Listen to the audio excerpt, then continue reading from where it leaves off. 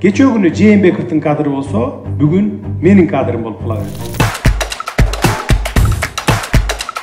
Bari bir-birimizge tuğanmızda. Erten menin orduma başka bir kadr gelse, Taşmatov gelse, Taşmatov'un kadrı olup keteveradi. Мындан ары ушундай саясат уланат. Туғанчылык түп тамырдан жоюлбай, билимдүүлөр кызматтарга коюлбай.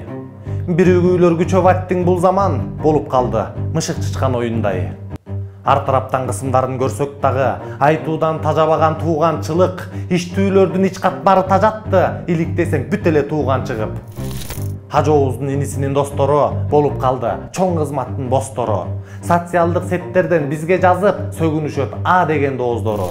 Маселен, мына ушул билдирүүнүн аркасы менен президенттин иниси Орозбек Жапаровдун дал ушул тилдеп жазган адам менен түшкөн сүрөтүн тапканбыз.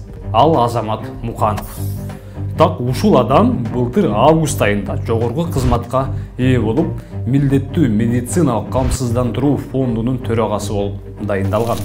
Дасторкондон чогулушуп, чайлашып, кекиртекти куйрук майга майлашып, таанышым бар танкадай деп жыргашты, кызматтык орундарга жайгашып. Свердловский управление налоговой службага начальник болуп келгениңизге кандайдыр бир жардамы тийдиби дегендей, кандай тиешеси бар? Налоговыйда иштегениме канча болду? Ал деген непосредственно төраганын өзүнүн чечими болчу. Өз досуңуз болот, э?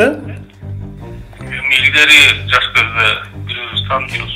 Азыр эми баары бири-биримизге тууганбызды. Кызым жарым эле, сиз менен деле сүйлөшөбүз, тууган болуп калышыбыз керек. Тууганчылык кыргыздарда бар дешет, түбүң деңиз, үстүң бийик жар дешет, тура албай чындык үчүн үмүтсүздөр, туулгандан келечегим тар дешет. Айткан оозду күнөөлөп тытмалашат, айтып чыксаң ит же талап чар тараптан, заман кандай десеңер мына ушундай, чындыкты жалган кылып шоу жараткан. Эл билсин деп кылып жатса аракетти, дегенде жула качат ооздон кетти, түп тамыры токтобой канга синген, тууганчылык жоюлбаган балекетпи. Көңгөн адатка айланды ким болсо да, кызматташып мамиле курганчылык, баткызып башын эптеп тыгып кирген, бүтпөй койду кыргызда тууганчылык.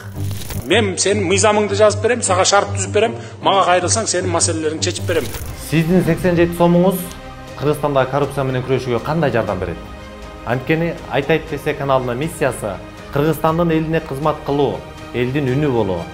Биз силердин көзүңөр менен карап, кулагыңар менен угуп, чилистендердин карасантай схемаларын ачыкка чыгарабыз. Аларды сиздер менен биздин кызыкчылыгыбыз үчүн, азыркы эркин Кыргызстандын жыргалчылыгы үчүн иштөөгө мажбурлайбыз. Эркиндик берилбейт, ага жетүү керек. Ал үчүн күрөшүүбүз керек. Patreon жөнүндө толук инструкцияны видеонун алдындагы шилтемеден көрсөңүз болот.